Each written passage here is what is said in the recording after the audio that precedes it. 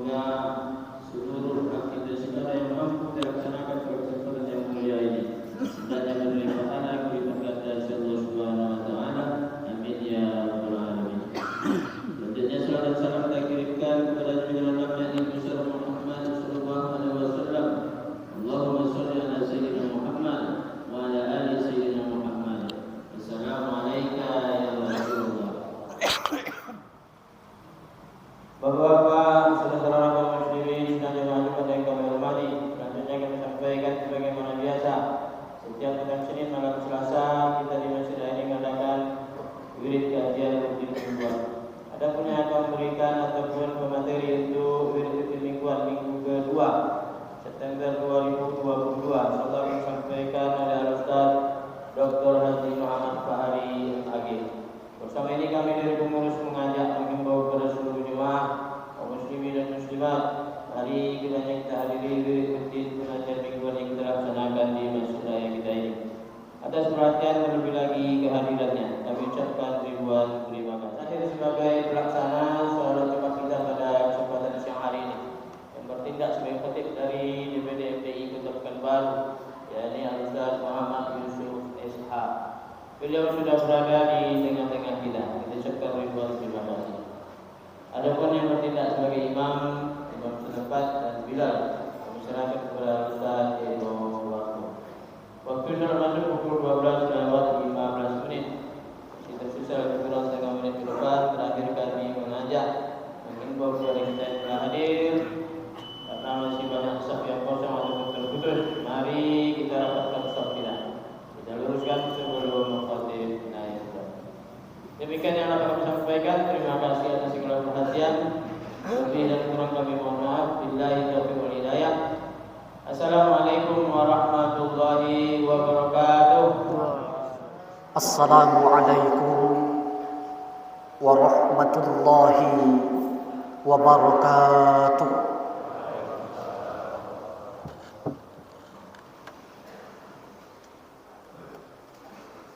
Allahu Akbar.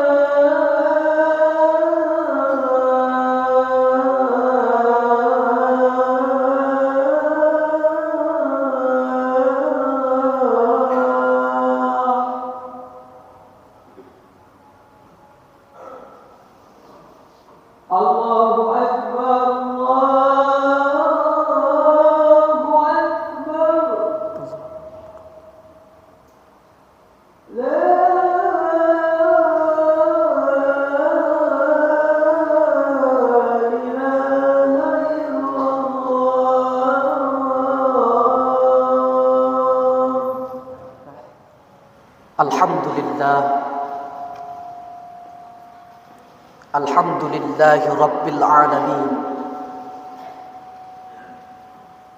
wal aqibatu lil muttaqin, wahdahu wassalatu wassalamu ala ashrafil anbiya'i wal mursalin wa ala alihi wa sahbihi ajma'in. أشهد أن لا إله إلا الله وحده لا شريك له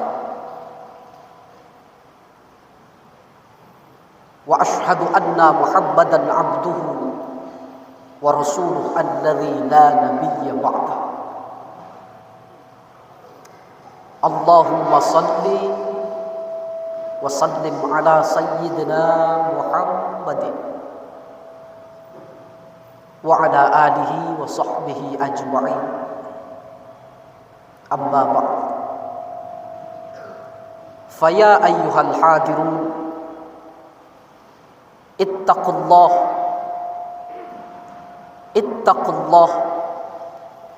اتقوا الله حق تقاته ولا تموتن إلا وأنتم مسلمون.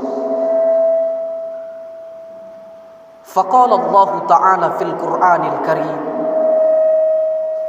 أعوذ بالله من الشيطان الرجيم، بسم الله الرحمن الرحيم، قل هو الله أحد الله الصمد لم يلد ولم يولد ولم يكن له كفوا أحد. صدق الله العلي العظيم. Sebagai ungkapan yang pertama, lantunan puji syukur kita kepada Allah Subhanahu wa taala yang telah memberikan kepada kita kesehatan, yang telah memberikan kepada kita kesempatan, yang telah memberikan kepada kita keleluasaan untuk menghirup udara yang disediakan oleh Allah ini tanpa bayar sepersen pun.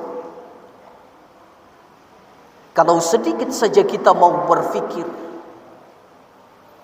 begitu banyak saudara kita pada hari ini yang terbaring di rumah sakit, yang harus rela mengeluarkan uangnya hanya untuk membayar oksigen dikarenakan dia susah di dalam bernafas. Tapi walaupun model begitu, kata Allah dalam Al-Quran, tepatnya pada surah As-Sajdah, qalilan ma tashkurun, sedikit sekali hamba yang bersyukur, kata Allah.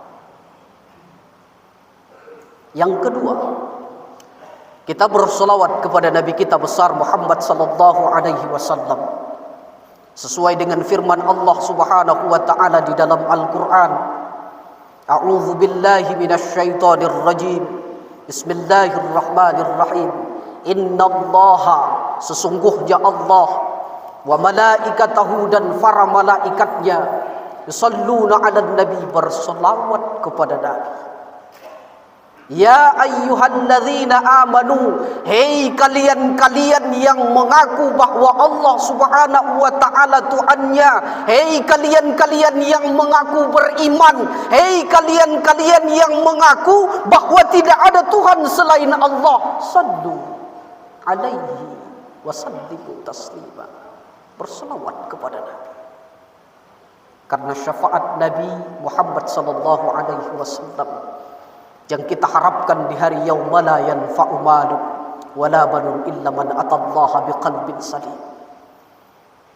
Di hari yang tiada berguna lagi harta, di hari yang tiada berguna lagi pangkat, di hari yang tiada berguna lagi jabatan, di hari yang tiada berguna lagi kekuasaan, di hari yang tiada berguna lagi rumah yang mewah, di hari yang tiada berguna lagi mobil yang mengkilat, illa kecuali biqalbin salim, hati yang selamat menghadap Allah Subhanahu wa taala. Berselawat kepada Rasulullah dengan lafaz Allahumma salli wa sallim ala sayyidina Muhammad wa ala alihi wa sahbihi ajma'in.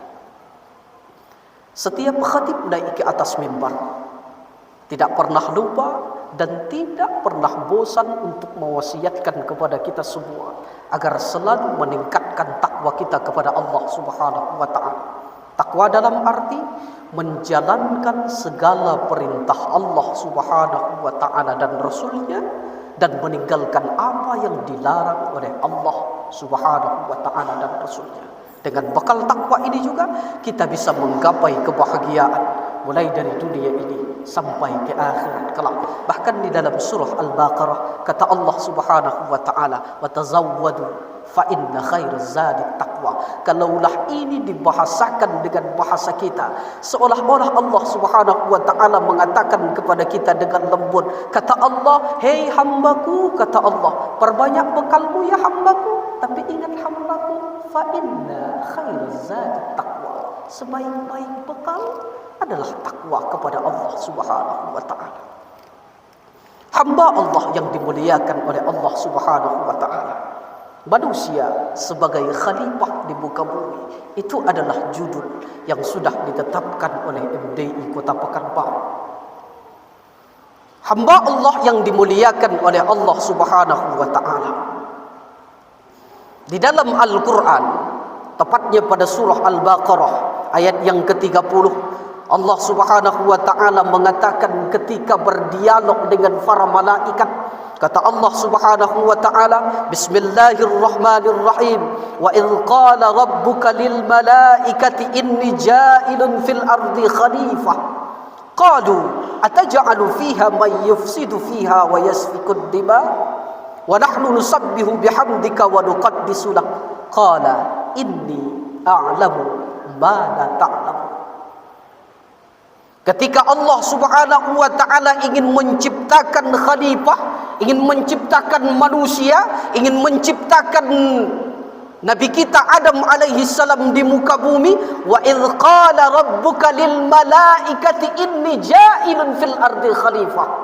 Allah umumkan kepada para malaikat. Dialog itu diabadikan di dalam Al-Qur'an. Sesungguhnya aku ingin menciptakan khalifah di muka bumi, kata Allah. Pada masa itu para malaikat berkata kepada Allah Subhanahu wa taala, kenapa engkau ingin menciptakan khalifah di muka bumi yang hanya menumpahkan darah saja? Kami kan ada yang sudah konsisten beramal ibadah, mengabdi kepadamu, kata para malaikat.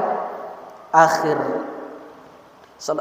dari ayat ini, ayat surah Al-Baqarah ini, inni a'lamu ma la ta'lamun. Aku itu lebih mengetahui, kata Allah, apa-apa yang tidak engkau ketahui. Hamba Allah yang dimuliakan oleh Allah Subhanahu wa taala. Khalifah itu terambil dari bahasa Arab yang artinya menggantikan secara bahasa. Sedangkan secara istilah mempunyai dua makna. Pertama, khalifah dimaknakan sebagai pengemban amanah, manusia sebagai pengemban amanah di muka bumi. Yang kedua, khalifah adalah manusia, orang yang memimpin setelah Nabi kita Muhammad sallallahu alaihi wasallam. Hamba Allah yang dimuliakan oleh Allah Subhanahu wa taala. Itu adalah arti khalifah. Sedangkan fungsi khalifah itu yang pertama adalah mentauhidkan Allah. Karena di dalam surah Al-A'raf ayat 172, ketika kita masih berada di alam rahim, itu ditanya oleh Allah Subhanahu wa taala. Kata Allah, "Alastu bi rabbikum?" Kita mengatakan, "Bala, syahidna." Aku ini adalah Tuhanmu. Engkau tahu siapa aku? Siapakah aku? Engkau adalah Tuhanku. Benar apa yang engkau katakan itu ya Allah. Engkau adalah Tuhanku. Makanya kita diciptakan oleh Allah Subhanahu wa taala di persada alam ini, wa ma khalaqtul jinna wal ins illa liya'budun. Tidak aku ciptakan jin dan manusia kecuali hanya untuk beramal ibadah kepada Aku, menjalankan segala perintah Allah dan Rasulnya, dan meninggalkan apa yang dilarang oleh Allah Subhanahu wa taala dan Rasulnya. Tidak ada satu perintah pun yang disuruh oleh Allah Subhanahu wa taala melainkan itu membawa manfaat bagi kita. Salah satu contoh, Allah Subhanahu wa taala perintahkan kepada kita salat. Ternyata setelah diteliti oleh para ilmuwan, luar biasa apa yang ada di balik salat itu. Sebelum itu kita dianjurkan, disuruh oleh Allah Subhanahu wa taala melaksanakan wudu, membasuh muka, membasuh kedua tangan, membasuh telinga, membasuh kaki, membasuh kepala, mengusap sebahagian kepala. Ternyata setelah diteliti, Masya Allah, luar biasa apa yang terjadi di balik perintah wudu yang disuruh oleh Allah Subhanahu wa taala. Maka tidak ada satupun suruhan Allah yang membawa mudarat kepada kita, melainkan itu menguntungkan kita. Dan tidak ada satupun larangan Allah yang membahayakan kita, melainkan itu menguntungkan kita. Salah satu contoh, Al-Quran mengatakan, Bismillahirrahmanirrahim, innamal khamru wal maisir wal ansab wal azlam rijsum min amali syaitan. Khamar itu, kata Allah Subhanahu wa taala, adalah haram, jauhi. Ternyata setelah ini diteliti, Masya Allah, luar biasa, diteliti oleh para ilmuwan Amerika, bahwa khamar itu yang memabukkan itu, satu tetes saja diminum oleh manusia itu bisa memutuskan 10 urat syaraf. Sedangkan dijelaskan dalam buku Buya Hamka yang berjudul Falsafah Hidup, kurang lebih 180.000 juta sel berada di kepala manusia. Ketika barang yang haram itu dimasukkan ke dalam tubuhnya, satu tetes 10 terputus, satu tetes 10 terputus. Sedangkan yang 180 juta sel itu, sebahagian tersambung kepada telinga, sebahagian tersambung kepada mata, sebahagian tersambung kepada anggota tubuh yang lain. Kalau dia minum khamar itu terus menerus, maka akan menimbulkan kerusakan di dalam dirinya. Masya Allah, luar biasa perintah Allah Subhanahu wa taala ini. Itu adalah fungsi yang pertama. Kemudian fungsi yang kedua adalah menimbulkan, menciptakan keadilan di muka bumi. Hal ini dijelaskan oleh Allah Subhanahu wa taala di dalam Al-Qur'an, tepatnya pada surah An-Nisa ayat yang ke-58. Kata Allah Subhanahu wa taala, Wa idza hakamtum bainan nas an tahkumu bil adl. Apabila kalian menghakimi di antara manusia, maka hendaklah kalian berlaku adil. Apa maknanya? Keadilan itu bukan cuma milik orang-orang yang kaya saja. Keadilan itu bukan untuk mereka yang mempunyai jabatan saja. Keadilan itu bukan buat mereka yang mempunyai tanah luas saja. Tapi keadilan itu adalah buat seluruh manusia yang diciptakan oleh Allah Subhanahu wa ta'ala. Fungsi yang kedua. Kemudian fungsi yang ketiga adalah menegakkan amar ma'ruf nahi munkar. Ini dijelaskan oleh Rasul sallallahu alaihi wasallam di dalam hadisnya, "Man ra'a minkum munkaran falyughayyirhu bi yadihi. Fa in lam yastati' fa bil lisani wa in lam yastati' fa bi qalbi wa dzalika adhaful iman." Kata Nabi besar Muhammad sallallahu alaihi wasallam, apabila kalian melihat satu kemungkaran, kata Rasul sallallahu alaihi wasallam, maka cegah ia dengan kedua tangan bagi kalian yang mampu. Kalau tak mampu dengan tangan, hadisnya masih berlangsung, masih koma. Jika kalian cegah dengan tangan kalian, ternyata berefek kepada kalian. Kalau kalian cegah dengan tangan kalian, ancaman hukum gantung menanti kalian. Kalau cegah dengan tangan kalian, tambak mengancam kalian. Jikalau kalian cegah dengan tangan kalian, kalian akan binasa dibikin orang lain. Kalau kalian tak bisa mencegah dengan tangan, maka cegah ia dengan ucapan. Berikan dia peringatan, nasihati dia, berikan padanya solusi yang terbaik. Oh, ternyata ketika dinasihati, maka itu akan menimbulkan pekerjaan hilang yang akan mengakibatkan sengsara dalam kehidupan. Ternyata kalau ditegur dengan mulut akan menimbulkan bahaya bagi keluarga, akan menyiksa, akan menimbulkan kesengsaraan dalam kehidupan. Wa dzalika adhaful iman. Maka cukup kalian benci perbuatan tersebut, ingkari perbuatan tersebut. Hamba Allah yang dimuliakan oleh Allah Subhanahu wa ta'ala. Karena tidak ada satupun yang terlepas dari kita. Dijelaskan di dalam kitab Nasaihud Diniyah yang dikarang oleh Al-Habib Abdullah bin Alawi bin Muhammad Al-Haddad, jikalau satu perkara itu bisa kita cegah. Salah satu contoh, kita mempunyai anak memakai baju yang tidak sesuai dengan syariat Islam.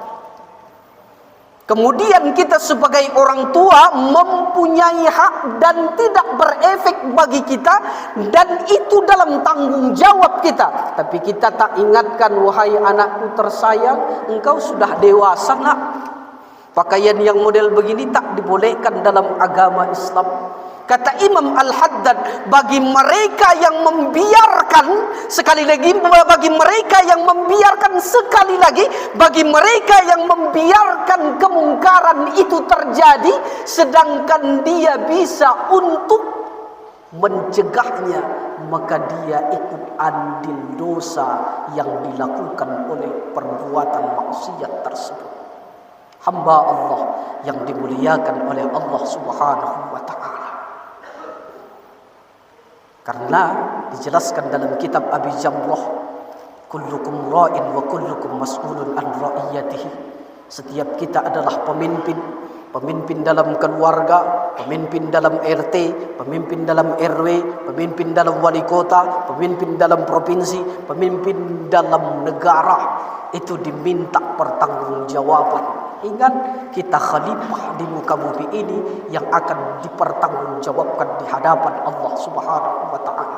Mudah-mudahan dengan khutbah yang singkat ini bisa mengetuk hati kita, bisa menyadarkan kita bahwa kita diberikan oleh Allah Subhanahu wa ta'ala amanah untuk mengerjakan seluruh perintah Allah dan meninggalkan seluruh larangan Allah Subhanahu wa taala di muka bumi ini yang akan dipertanggungjawabkan di hadapan Allah Subhanahu wa taala. Mudah-mudahan dengan khutbah yang singkat ini bermanfaat bagi kita semua, terutama bagi diri kami pribadi. Barakallahu li wa lakum fil Qur'anil azim wa nafa'ni wa iyyakum bima fihi minal ayati wa dzikril hakim wa taqabbal minni wa minkum tilawatahu innahu wal ghafurur rahim.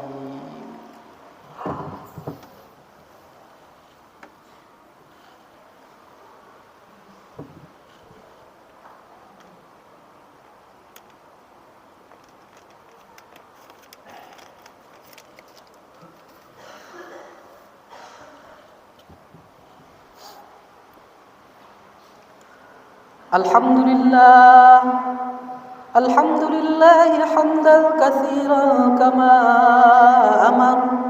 Ashhadu an la ilaha illallah wahdahu la syarika lah wa ashhadu anna Muhammadan abduhu wa rasuluhu alladzi la nabiyya ba'dah. Allahumma salli ala Muhammad wa ala ali Muhammad. Amma ba'd, faya ayyuhan nas ittaqullah اتقوا الله حق تقاته ولا تموتن إلا وأنتم مسلمون. فقال تعالى إن الله وملائكته يصلون على النبي يا أيها الذين آمنوا صلوا عليه وسلموا تسليما.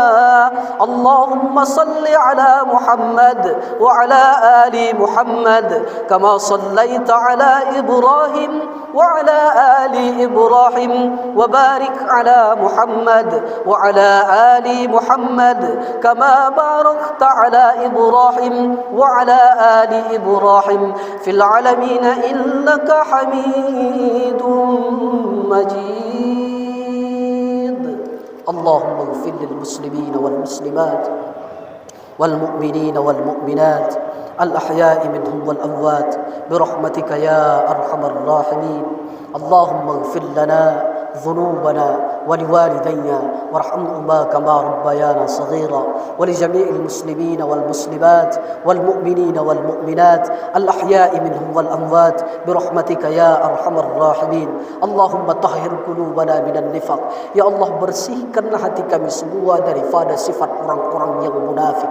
Wa a'malana minar riya, jauhkan segala amalan kami daripada sifat riya, karena terlalu sering ya arhamar rahimin kami solat di hadapan orang banyak begitu khusyuknya, tapi ketika kami solat sendirian khusyuk itu hilang dari diri kami.